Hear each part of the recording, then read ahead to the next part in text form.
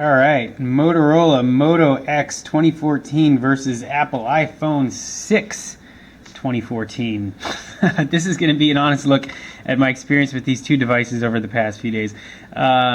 This comparison is not, you are in the wrong place if you think it's going to be about specs and about whether the phone is better because it has, you know, a 13 megapixel camera versus an 8 megapixel camera, or 2 gigs of RAM versus 1 gig of RAM.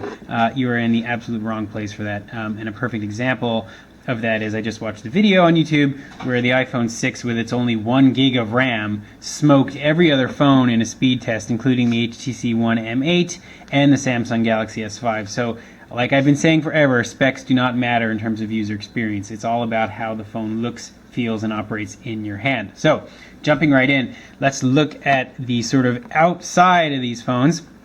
We have a 4.7-inch display here on the iPhone 6 and a 5.2-inch display on Motorola Moto X. The other differences are screen technology. We have an AMOLED screen here and an LCD screen here. What that means for you as the consumer, first of all, the phones are going to fit and feel differently in your hand. 5.2 inches is pushing the limit, in my opinion, in terms of usable for one-handed operation. I do like the size of both of these phones, but I think iPhone 6 with the 4.7 is a little bit nicer to hold on to.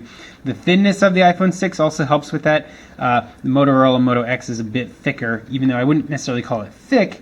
It feels thicker, and it is thicker than the 6. Weight-wise, they're very close. The Motorola is going to be a little bit heavier, but it's not something that's noticeable. The iPhone does feel light. The Motorola does feel sort of heavier, but they don't necessarily feel too much different in terms of their overall mass. Other great things about these phones in terms of their outer appearance, really like the sort of clean lines, clean look of the iPhone 6. I also really like the complete customization of the Motorola Moto X.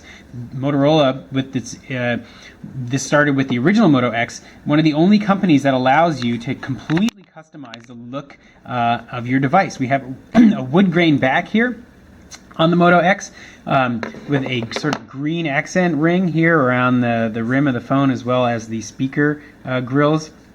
And you can customize this with plastic colors, with leather. The sky's the limit in terms of your combinations of color options and back options here on the Motorola, which is really great. Something that Apple probably will never, ever, ever offer, considering Apple, the only thing Apple's good at in terms of its choice, or whether you can get it in white, silver, or gold. So, getting away from the outer parts of the phone, we'll talk more here in the next segment about the inner parts of the phone, the software and the features that they both offer. So both phones are running their current version of software from each of their respective manufacturers. This is running iOS 8, and this is running Android 4.4 KitKat. Traditionally, Apple have been very good, if not the best, at releasing software and having quick adoption with all of their devices. And so that can come as a bonus and as a little bit of a negative, too. If you are an early adopter, and we've seen a perfect example of this with iOS 8.0.1, the bugs weren't all the way worked out yet, and so Apple had to scurry and release a patch with 8.0.2 to fix the problems that people were experiencing with their phone. But all in all, Apple are very good at releasing current software and keeping their users up to date. Android, on the flip side, has been very bad about keeping their users up to date. Typically, only the top-of-the-line phones from Google, the Nexus series, are the first to receive updates, followed then by the OEMs such as Samsung, HTC, Motorola, providing updates for their users. Motorola has been very good. They did a very good job with the Moto G and the Moto X, the original Moto X, upgrading to Android 4.4, and I would assume it's going to be the same here with the Moto X 2014. When Android L drops, it'll be interesting to see which companies come out first to support the release and the update, and that's due to arrive this fall. So until that happens, we won't be able to know who's going to be first as far as supporting it on their devices. Looking more into the sort of software, talking about how these phones work and operate and feel, a little bit of lag on this guy. That's a bit of a disappointment. I don't like the fact that when I slide over, I do see some lag. When I open applications, I do see some lag. It's a bit frustrating that in 2014 we are still seeing lag on a top-end Android phone.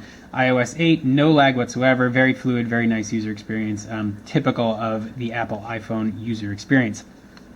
Other things to talk about, I mentioned the size of the screen and the screen technology. Well, what does that actually mean in terms of AMOLED versus LCD? Much more saturated colors here on the iPhone. You can sort of see it in the icons. I don't know if I call it dark. It's just saturation is basically what it is, and you get a very heavy color depth. Things just look more saturated. Things look more natural on the iPhone, and that goes with other phones like the Nexus 5 and the HTC series. You see sort of more normal looking colors. I would give the edge to the iPhone in terms of its screen technology.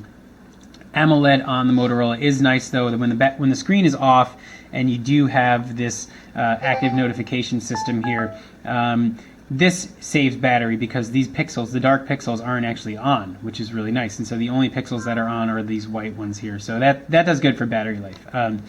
But when you consider the trade-off, the battery life in the iPhone 6 is about the same as the battery life in the Moto X anyway. You get about a day worth of use out of both these phones. So, you're sacrificing a little bit of screen quality, I would call it, with this AMOLED screen when you compare it to the iPhone 6 for battery life, but battery life's a wash because the iPhone has about the same battery life as the Moto X anyway. Some of the other software features or software differences maybe we can compare the two. One of the other things that's really striking about the Moto X is the complete hands-off feature. iPhone offers Siri, which a lot of people are familiar with, where you hold the home button, Siri comes up and you ask it something. Motorola can do that without any sort of hands-on. You can actually just create a sort of a voice-activated code. And for my example, it's "Hey Google Phone," and there we go. The Motorola picks it up, and so we can say, "What time is it in New Delhi?"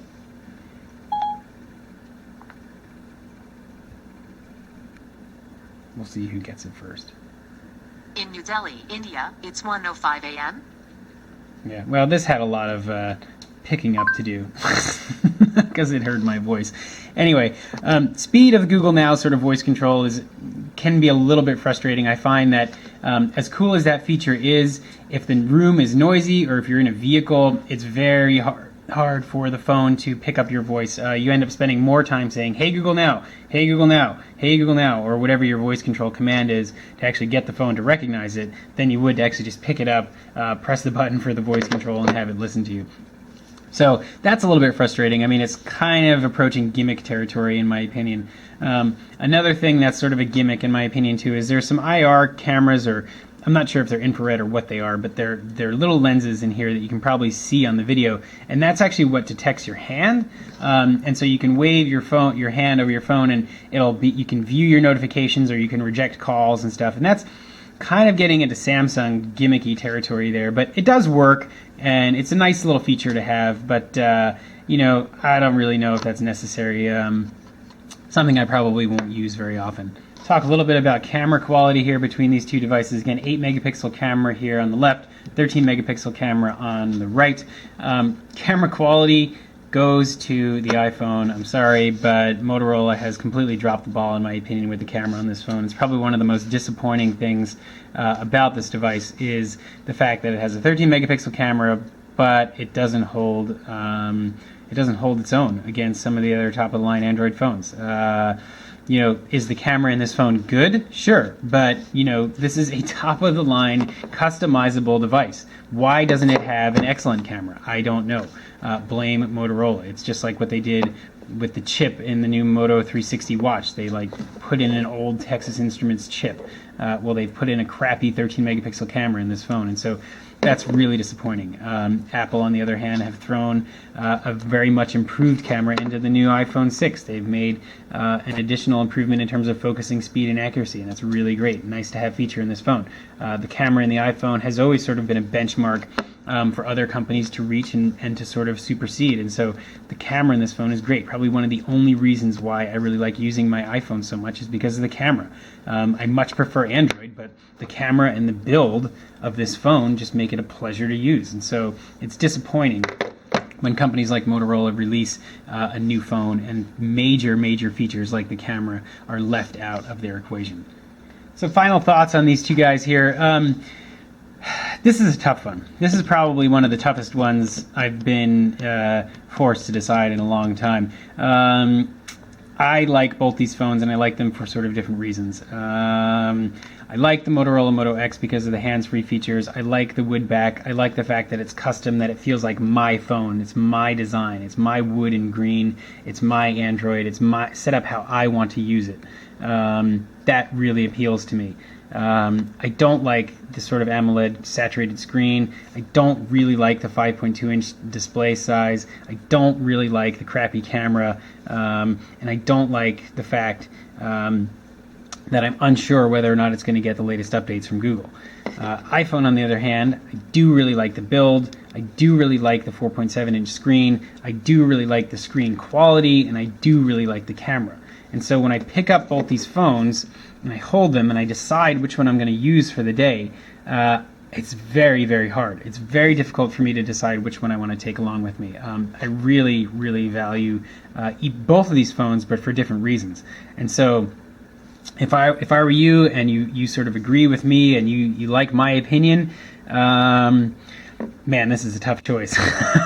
If it comes down to anything and you're paying full price, go with the Motorola. It's a couple $100 cheaper than the 6. I think the 6 starting price is $650. I believe I paid about $500 for the Motorola Moto X.